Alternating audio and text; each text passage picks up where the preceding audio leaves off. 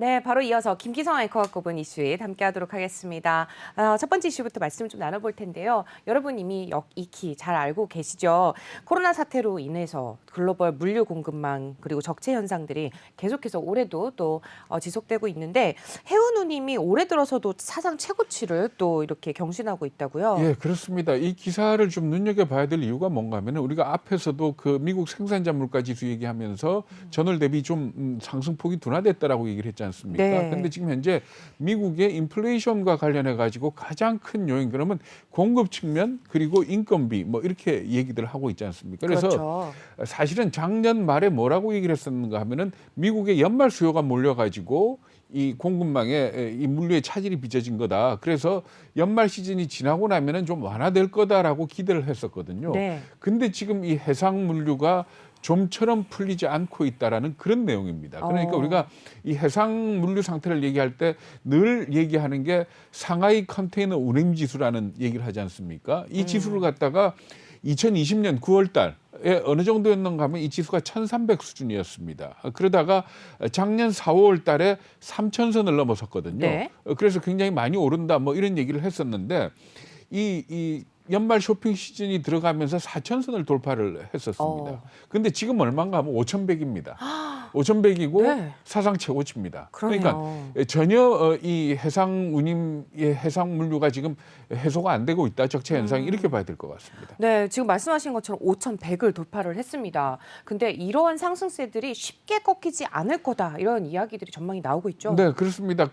기억을 좀 되살려서 우리가 네. 연말에 LA항하고 롱비치항 얘기를 하면서 그렇죠. 외항에 네. 대기하고 있는 선박이 90척이다. 뭐 이렇게 얘기를 했었거든요. 네. 지금 이 기다리고 있는 대기하고 있는 선박의 숫자가 더 늘어났습니다. 105척이다 이렇게 얘기를 하고 있습니다. 네. 그러니까 지난 7일 기준인데 105척이 기다리고 있고 대기 시간도 38일에서 길게는 지금 45일까지 기다린다 그러거든요. 그러니까 한 달 반을 네. 바다에 떠서 컨테이너선이 기다리고 있는 거죠. 네. 그러면 그 기다리고 있는 동안에 아무것도 못하니까 그만큼 운임이 또 올라가는 거 아닙니까? 그렇죠. 그런 식으로 지금 적체가 돼 있는데 미국이 이걸 해소하기 위해서 선주들한테 빨리 컨테이너를 갖다가 치우지 않으면은 불가금을 물리겠다 이랬었거든요. 네. 근데 이게 워낙 지금 적체 상태가 심하니까 징수하겠다라는 벌금을 갖다가 8차례나 지금 연기를 했습니다. 그러니까 제대로 징수를 못하고 있을 만큼 네. 상황은 심각하다 이렇게 봐야 되기 때문에 결국은 공급망 물류 차질은 조금 더 갈 것 같다라는 더 오래 간다. 그런 네. 얘기들을 하고 있는 겁니다.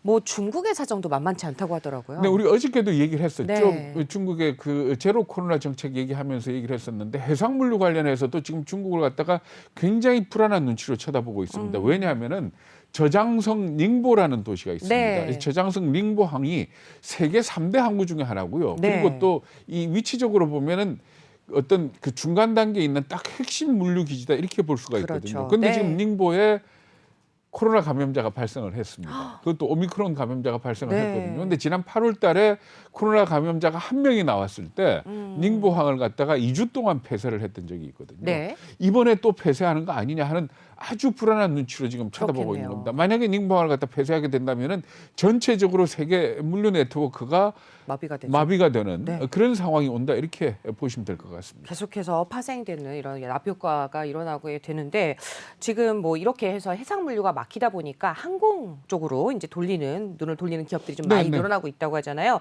근데 그러다 보니까 또 항공운임도 사상 최고치를 경신했죠. 네, 그렇습니다. 항공운임은 그러니까 홍콩, 미국, 뭐 홍콩, 유럽, 네.